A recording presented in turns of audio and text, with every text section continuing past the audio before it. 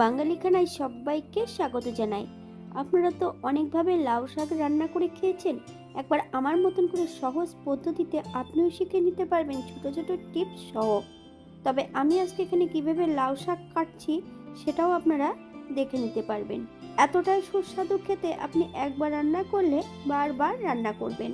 তবে আজকে আমি এখানে কিভাবে লাউ শাক রান্না করলাম চলুন সেটা একবার দেখে নেওয়া যাক ভিডিওর মাধ্যমে।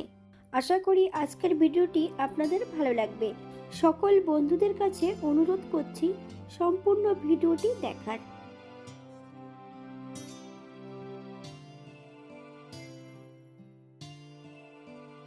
বাঙালি রান্না ঘরোয়া উপকরণ দিয়ে। আপনাদের যদি রান্নাগুলো পছন্দ হয় তাহলে চ্যানেলটি সাবস্ক্রাইব করে দিয়ে পাশে থাকবেন। পাশে থাকা বেলটি বাজিয়ে দেবেন, নইলে নিত্য নতুন রান্নার নোটিফিকেশন পাবেন না।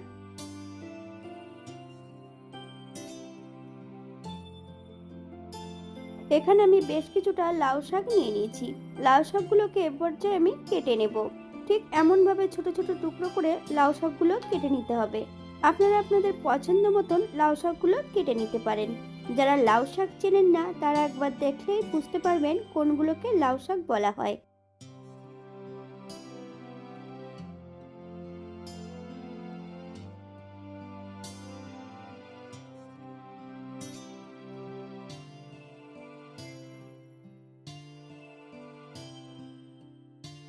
লাউ শাকগুলো এই পর্যায়ে আমি কেটে নিয়েছি। কাটার পর আমি লাউ শাকগুলো ধুয়ে রেখেছি।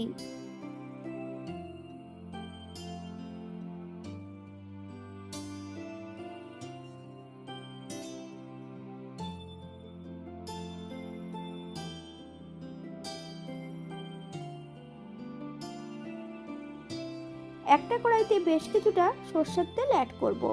ফোড়নে রেখেছি সাদা জিরে, একটা তেজপাতা, শুকনো লঙ্কা। ফোড়ন থেকে সুগন্ধ বেরোলে বেশ কিছুটা মুগ ডাল 1 ঘন্টা আগে ভিজিয়ে রেখেছি। সম্পূর্ণ মুগ ডালগুলো জল ঝরিয়ে এই পর্যায়ে অ্যাড করব। মিডিয়াম আঁচে 7 থেকে 8 মিনিটের মতন মুগ ডালগুলো ভেজে নিতে হবে, অথবা মুগ ডাল থেকে যতক্ষণ সুগন্ধ বেরোচ্ছে না ততক্ষণ বেশ ভালো করে ভেজে নিতে হবে।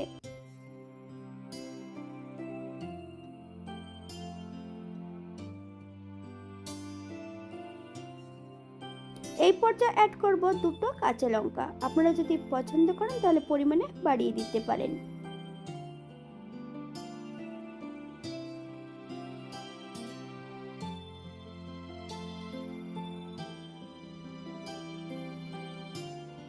কেটে রাখা সম্পূর্ণ শাকগুলো অ্যাড করব। মিডিয়াম আঁচে বেশ ভালো করে নেড়েচেড়ে মিশিয়ে নিতে হবে। আপনারা একবার স্ক্রিনের দিকে ফলো করবেন।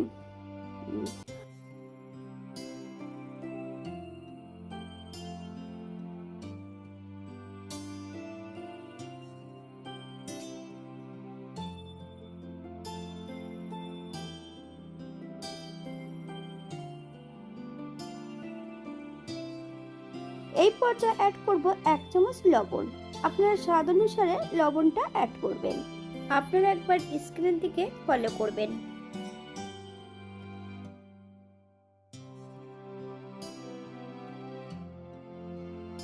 আজকে আমি লাউ শাকগুলো সেদ্ধ করে নিই। যদি আপনারা সেদ্ধ করতে চান সেদ্ধ করেও কিন্তু এটা রান্না করা যায়।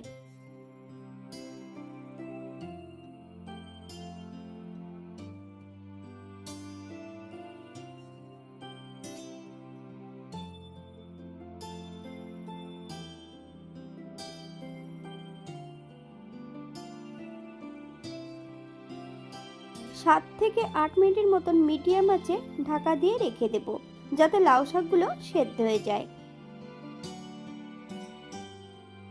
এই পর্যায়ে নিয়েছি বেশ কিছুটা মাটির আলু। এই মাটির আলুগুলোকে বেশ কেটে কুটে পরিষ্কার করে নেব। এই পর্যায়ে আলুর টুকরোগুলো আমি করে নিয়েছি, তবে একটু আমি ছোট করে কেটেছি। আপনারা আপনাদের পছন্দ মতন কেটে নিতে পারেন। প্রেসার কুকারে একটা হুইসেল দিয়ে নেব। 10 মিনিটের জন্য প্রেসার কুকারটাকে স্ট্যান্ডিং টাইম দিতে হবে। লাউ শাকগুলো এই পর্যায়ে সেদ্ধ হয়ে গেছে।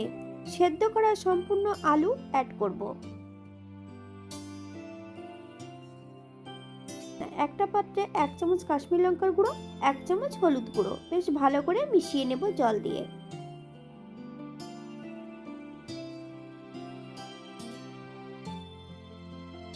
সম্পূর্ণ হলুদ এবং লঙ্কার মিশ্রণটি অ্যাড করব। মিডিয়াম আঁচে বেশ ভালো করে নেড়েচেড়ে মিশিয়ে দিতে হবে।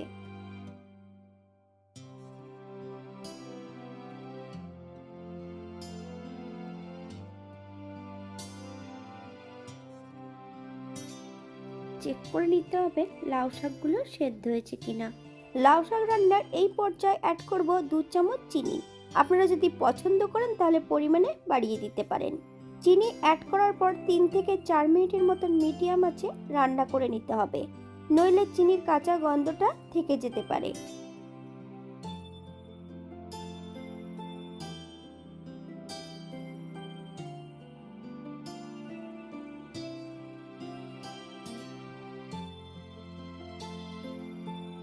এই পর্যায়ে অ্যাড করব 1 চামচ কাঁচা সরষের তেল। আপনারা যদি পছন্দ করেন তাহলে পরিমাণে বাড়িয়ে দিতে পারেন। গ্যাসের ফ্লেমটা অফ করে দিয়ে 5 মিনিটের জন্য স্ট্যান্ডিং টাইম দেব, তারপর সার্ভ করব।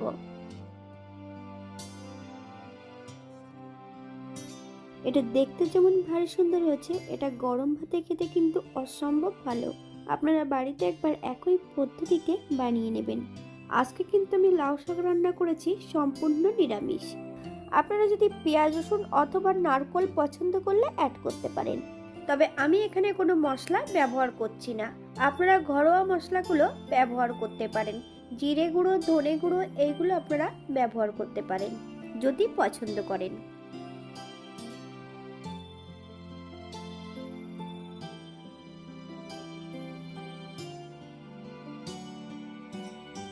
আজকের ভিডিওটি এই পর্যন্ত। সবাই সুস্থ থাকবেন, ভালো থাকবেন। অন্যদের নতুন রেসিপি নিয়ে আপনাদের সামনে আবার আমি হাজির হব। নতুন ও পুরনো সকল বন্ধুদের অসংখ্য ধন্যবাদ ভিডিওটি দেখার জন্য। হাতে যদি সময় থাকে তাহলে একটা লাইক, কমেন্ট, শেয়ার করবেন।